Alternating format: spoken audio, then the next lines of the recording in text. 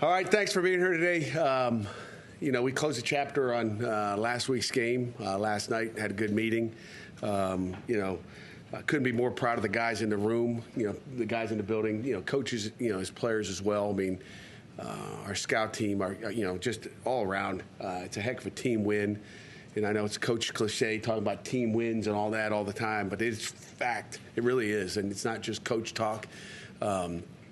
From the scout team in the back, if we don't get a good look during the week, which we think we got a pretty darn good look, it doesn't happen. So, just happy with the efforts in this building. One of the number one keys to victory that I kind of brought up to our guys during the week and on Friday night and Saturday was, just composure. Sometimes these rivalry games can get you so pumped up, that you lose yourself and you don't play like you need to be. I felt like composure. I asked him to just be don't get too high, don't get too low. Coach Junk always talked about never getting too high, never get too low. Just saw that wood, and I felt like maybe we got too high at times. We did uncharacteristic stuff that I hadn't seen our guys do this season so far. We had 7 unforced errors, as I told our team last night, and it wasn't good enough. I mean, 7 of them. 3 on offense, 3 on defense, I believe, and 1 on special teams where, just the tiny, fine details. I mean, offensively, I don't think we've had a false start all year. And then all of a sudden we got, 3 of them in one game, or at least receivers aren't set, quarterback snapping it before the receiver's set, just anxious, I guess. So those are some things that, disappointed, obviously. A lot of drive starters. I think, of the penalties we had them offensively, almost every one of them was on a first down.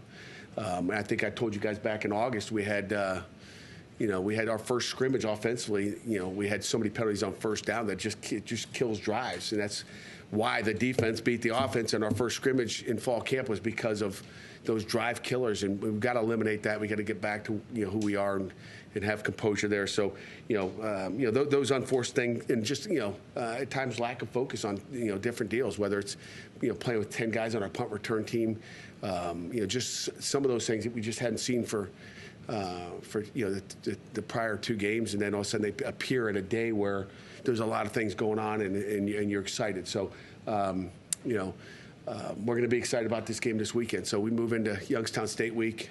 Doug Phillips, heck of a coach, been doing it for a long time. He's done it all over the place. Youngstown State, a playoff team a year ago, beat Duquesne in the first round of the playoffs a year ago. Happened to get beat by Duquesne last weekend.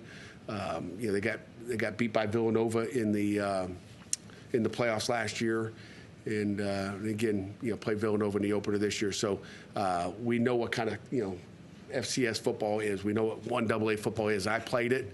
Des Reed played it. C.J. Lee played it. Poppy Williams played it. We got some darn good football players in this. Got some darn good football players at 12:02. Chris, but we got some darn good football players in this room that are, FCS players. So I think, first thing you look at is respect, and I respect every one of our opponents. And I look down the roster, I watch videotape. This is a good football team, and again, a playoff team. So we're excited about the opportunity to get into this week and get game planning. Bo Bumgard is their quarterback. Starts offensively. They'll personnel you a little bit. They're going to be in, 11 personnel, tight end and a back, 3 receivers. They'll be in 12 personnel. They'll be in some 21 personnel, which we don't see much of, 2 backs and a tight end out there. So they'll personnel you. Bo's older brother, I think, was a 4-year starter at Youngstown State. So there's some lineage there as far as, what we're going to play against. He's athletic, and he can run with the ball. He can hurt you with his feet.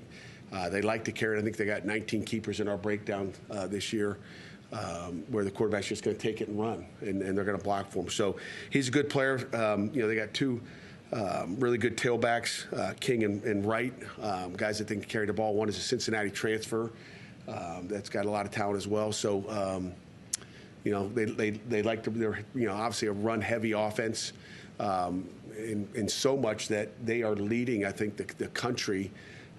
In time possession.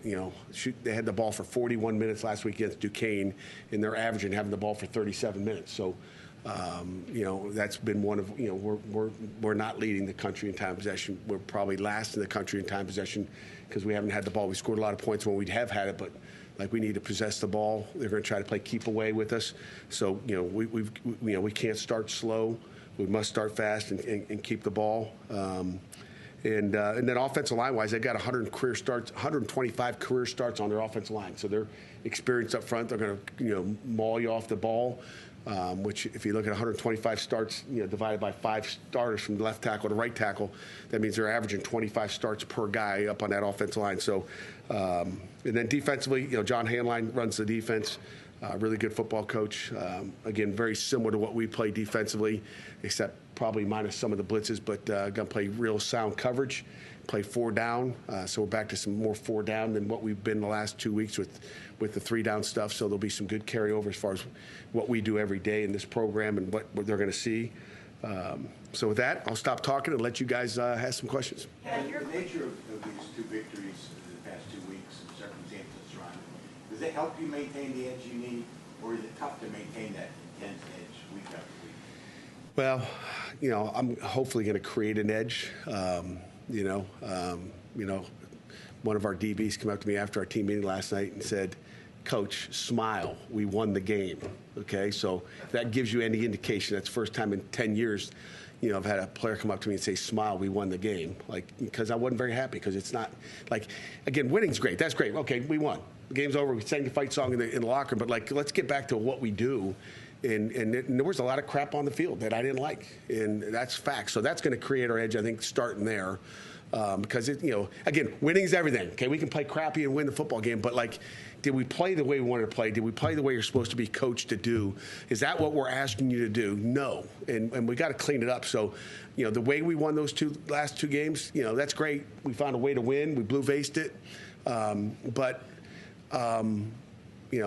we can't get used to that. We can't wait and think that we can be comfortable and think that. We'll just win it in the fourth quarter. It doesn't matter what happens in first, second, third. So that was the conversation we had last night. That it doesn't get you till it gets you, and we don't want to be sitting in this room going, "I wish I would have played a better first quarter," anywhere. So those are the things we had conversation wise. So I think I answered your question, maybe. Was that DJ by any chance? Of course. Were you in the room? Well, I wasn't, but I wanted to. When you tweet something last night, like Coach is grumpy or what? No, that was just a guess based on personalities. But I wanted to ask about your run defense. It looked like your defensive tackles were getting good push, and there was problems, I guess, fitting the linebackers with that push. Is there a chemistry that needs to be built between hey, sometimes maybe it's not about pushing, it's about occupying multiple linemen, or maybe it's about how the linebackers are pressing the run? We want the penetration. We got to get in perfect alignments. There's times when we don't have perfect alignments in the linebacker position. It's sometimes, we don't step properly as linebackers. Our read steps are slow, but we want penetration. Some of that, Nick James was the best at penetrating. He made, he got a couple TFLs, I think, or at least one, but he's causing havoc in the backfield. We want to attack you and penetrate you, cause havoc. And then it makes it easy on linebackers. We clear a lot of things up for them. We're not going to be grab on to guys and hold on to them. To me, we're not that style. That's not who we want to be. That's no fun for a defense to play like that and just say, hey, you play in that A gap, that center and the guard. Don't let them. Just hold on to them and don't let them get the backer. Let the backers run through. That's not who we are. That's not who we want to be. You don't get sacks that way. You don't get TFLs. We want to be attacking. We want to be aggressive, but we want to play with good techniques as well. And that's not done all the time in there. And, we'll continue to get better. I think, again, we got a lot of young guys. I told you we got different guys in there this year. And, we had 3 old men last year. And we got 3 young guys or 4 young guys or 5 young guys that have played some football in there. And they'll just continue to get better. But, we'll be okay. Again, they average a little under 4 yards per carry by average. And again, I'm talking per carry. Probably the biggest problem we had was with the draw last week, which we won't have that problem again. It's D tackles rushing their business. I mean, we had some twist games on, and they're rushing it and opening up the A gaps. They're making it worse. So again, it's details that and again. So really, it's a pass game run that got us the most. And again, I think when you look at it defensively, we gave up 4 explosives. Our goal is 4 or less. There's only 4 big plays in the game. So, offensively we had 10. That's our goal. We had gave up 4 on defense, and we met both of our goals as far as explosives, which, one of our other keys of victory was to win the explosive play, and we did that. You're a quarter of the way through the season. What do you think you've learned about your team so far? Probably the same thing you have, Amanda. We've learned that, they're going to find a way to get it done. I think, character-wise, I think that, there's a major care factor in here. I think this football team's got goals and aspirations of what they want to do. Like last night, I told them, hey, everything you want to do is right there. Right? You're sitting there right now going into game 4 and trying to be 1-0 this week. It's all right there in the palm of your hand. Like, what are you going to do? Are you going to stay on the same routine you did last week, this week? All those little things. I mean, it's 1 week at a time. And, we're in a one game season. And I find that they're serious about it. And there's not a laissez-faire kind of attitude at all. They're locked in. So we'll find out. They got to be locked in every week. I think after all 3 games, you mentioned that pass protection isn't exactly what you wanted it to be. Do you find those areas are more mental or physical? More physical right now from what I saw the other day. Again, giving up 5 sacks, not happy. Coach Darvo's not happy. Coach Bell's not happy. I think I told you Coach Bell was upset after the game. He couldn't even smile, which I love that. Just like I didn't smile last night, he's not smiling. Nobody's satisfied, and I think that's really where we are right now. But the pass protection's not good. And again, they got good players and all that, but we didn't play well, up front, and and again, you win the game and you don't play well up front. And that was another other key to victory, Larry. The other key to victory was we got to win up front. And offensive line wise, we did not win up front like we needed to, and that'll get corrected. I love winning when you don't win up front. It's nice to win and not play your best. I know you guys have played YSU in the past, but given your history with the school, your dad coaching there, you playing there as a freshman, does this game hold any major significance for you being able to play? No doubt. I mean, there's no question about it. It's significant for me, but I'm not playing the game. I get to stand on the sideline with a hat on and coaching shoes, but I don't play the game. But it's certainly it's one of those games. I grew up there. I grew up in Youngstown. I was a ball boy this big. I got video for you, ball boy this big, and just like that's how I grew up. Right there. I mean, we talk about 3rd grade. I think is when we moved there. So I mean, that was in my blood. That's kind of why I'm a coach. Dad was your hero, and that's what it's significant. Last week, I think Cade talked about Eli needed to trust more. He needed to trust the receivers, trust the game plan more. And Eli even talked about it after the game on Saturday. Is part of that? It seems like he's holding on to the ball a little bit. Is that leading to some of those sacks? Is that still that thing he needs to develop? Is that trust in his receivers? Yeah, a little bit. And again, I think he trusts them. But it's one thing to say, I trust you, Chris, okay? But, you're seeing a guy run with me downfield, it's making that throw. I mean, there's a couple times if he trusts it and just throws it out there and takes, and again, it's hard. Did he trust Dejon Reynolds on that pass? He must have. It was like 3 guys on him, and he trusted it. He threw it up there, and to me, that's a trust play, and he trusted Dejon to go make that play. He threw it up there. He doesn't do that all the time. But sometimes that's good, sometimes that's bad, Sometimes it can cause you to get sacked. Sometimes you don't get the explosive play you want. But I tell you this, one of the other keys to victory was protect the football. And, we're +2 coming out of there, plus a block punt and a touchdown. So you can count that as 3 turnovers. That's like an interception for a touchdown on 3rd down. Although, EJ and the sports information don't count it as another turnover. That's a turnover for a touchdown. But we're really +3 in the turnovers. I mean, sometimes that trust can get you into trouble. Well, I thought you were going to be there, and the other guy made the catch. So, be careful what you wish for. It's one of those. He's protect the football, and that's primary number 1, and the rest will come. I mean, he's game 3 in, going on number 4. You talked about the composure of the team. What does it say about Eli that he was able to be so composed? I mean, he's 19 years old. This is 3 games of his collegiate career, and 2 of them have been come from behind. What can you say about that? Yeah, I mean, 2 out of 3 come from behind. It tells you a lot about him. I mean, he's going to make those plays, and he's going to trust it when he needs to trust it. And again, fourth quarter, going back to Chris Peak's question there, that he trusted in the fourth quarter when he had no choice but to trust him, right? But he was being careful with the ball, and in the first three quarters. But that'll come with time, that he trusted. But Eli has shown a lot of poise in the pocket and a lot of composure on the sideline, and we like where he is. Was it an easier throw for him to make with three guys covering Dejan? Was it an easier throw? Was there another guy who might have been open? I don't remember. I was just watching the one guy. Yeah, there was a drag route on the backside that was wide open underneath. I forget about the two. It was three by one.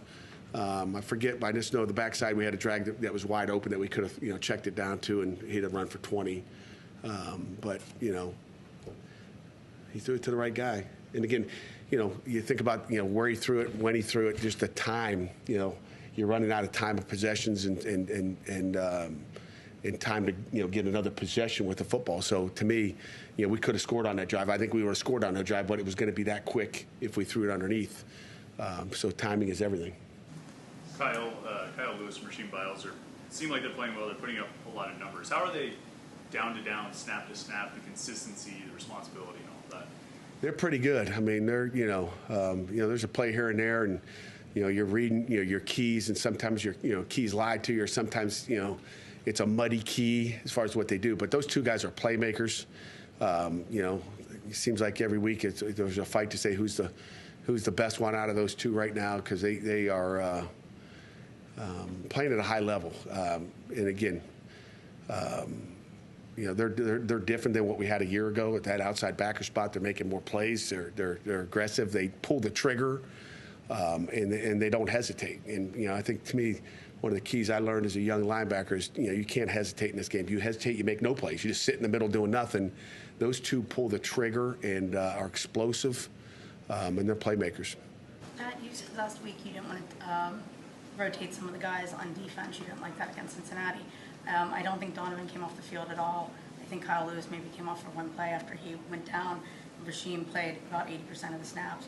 How important have those three been when you're not getting the stop up front, to have those three guys on the secondary levels of defense? Yeah, I mean, again, we count, Donovan McMillan, depending on the formation, as a run fitter. I mean, he's a run fitter because he's in the box.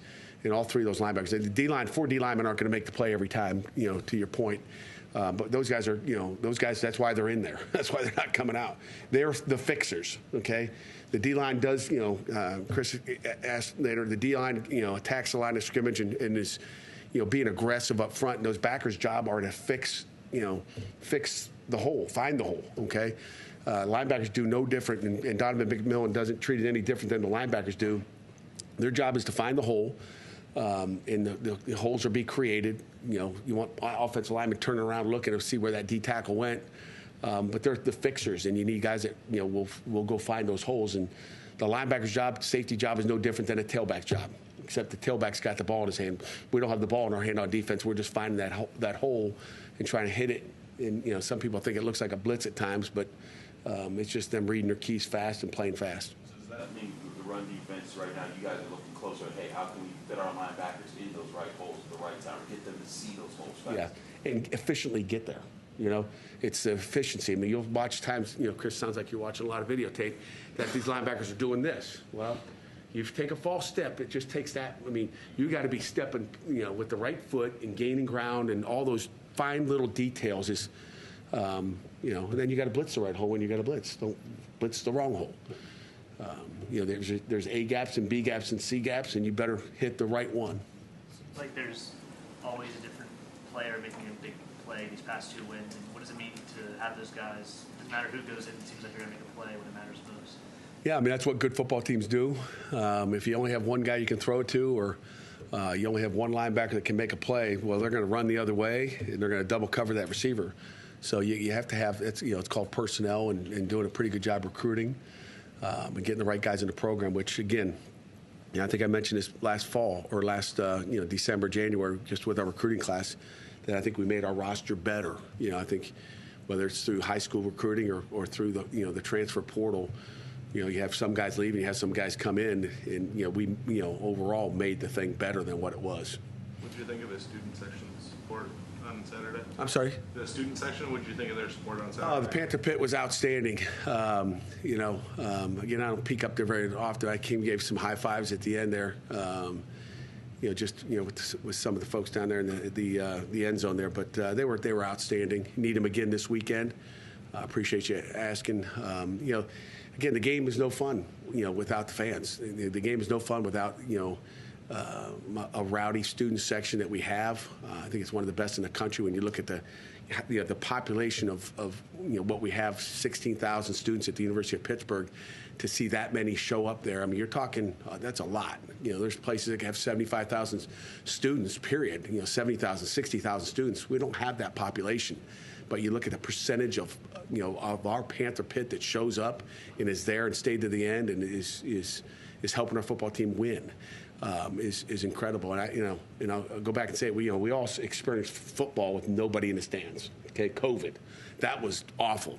Okay, and I think it was hard to have any energy as a football player. As a coach, it was kind of like, this is awful, and you're sitting there looking around, at empty seats. But to have our fans there like they are, and again, we expect it. We got homecoming this weekend, Youngstown coming in, and should be another nice event to attend. Nathan, you got the final one. You mentioned the big plays from different players. In that third quarter, offensively, only -2 yards, but you come up with points on the Maverick block and then the Brandon Steuben score. How big was that play just in general of that game? That was big. It was even bigger after they faked the punt with 10 guys on the field. And the guy that's supposed to secure the punt and make sure he punts it, would have been off that edge. So, even bigger after that, because it was like, that ain't, you give up, usually after a fake punt like that, you're going to, the momentum change and you're going to give up points, but, it went the other way. How did that happen? Last one, Jerry, we'll give it to you. What's that? What's what? I know there's like chaos on the sideline, but I'm just wondering how that happened. Chaos on the sideline. Lack of focus? Yeah. So we straightened that up last night, too. Hopefully, I told everybody, get away from the if you're on that next special team, we have alerts. Punt alert.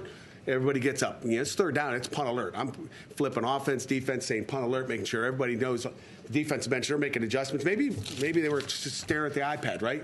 Like they stare at their phones, they're staring at the iPad, watching the play again. Let me see that again. Let me see what that D tackle did, or whatever it may be. But it's focus. It's a part of the focus and the details that drive you nuts as a coach. And it's great to learn about it. Let it happen in that game. If that had cost us the football game, we'd all be sick. I might be throwing up right now because it would make me sick if that was what caused us to lose that football game. So, but guys made plays, and Maverick had a heck of a block and cleaned it up and made it all kind of. And again, it's a learning experience, and our guys got to learn from those mistakes. Coach, thank you very much. ACC Players of the Week were announced.